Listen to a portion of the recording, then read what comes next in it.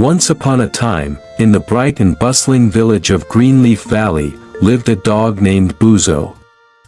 Now, Buzo was not just any dog. Oh no! He was the proudest, most ambitious dog you could ever meet. With his sleek fur, shiny nose, and ears that flopped whenever he ran, Buzo looked like a champion. And if there was one thing Buzo loved more than chasing squirrels, it was food. Delicious, mouth-watering, belly-filling food, but here's the thing, Buzo was never satisfied. Give him one bone, he'd want two. Give him 2 bones, he'd dream of 3. And so, our greedy little Buzo spent his days sniffing around the village for the tastiest treats he could find, one bright morning, when the sun was shining like melted butter.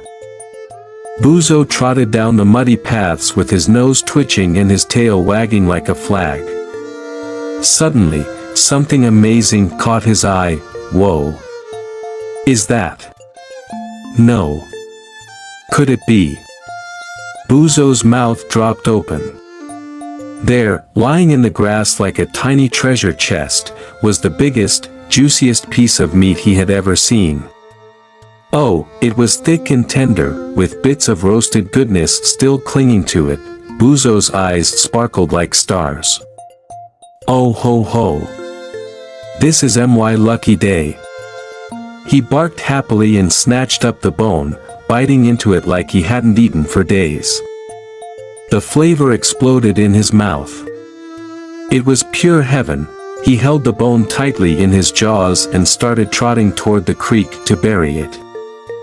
After all, he didn't want any sneaky, nosy creatures trying to steal his prize. Not the crows, not the raccoons, and definitely not that grumpy old cat, Mr. Whiskers. Now, listen everyone. The story is about to get really exciting. And before we continue, don't forget to subscribe to Jonah Toon Studio. You wouldn't want to miss all the amazing stories I have for you. Back to Buzo. As Buzo crossed the narrow wooden bridge over the creek, he hummed a little doggy tune, feeling like the king of the world. But then, what was that? He looked down into the water and his eyes almost popped out of his head. Down below was another dog, staring right back at him. And guess what? That dog was holding an even bigger, juicier piece of meat. Buzo's paws almost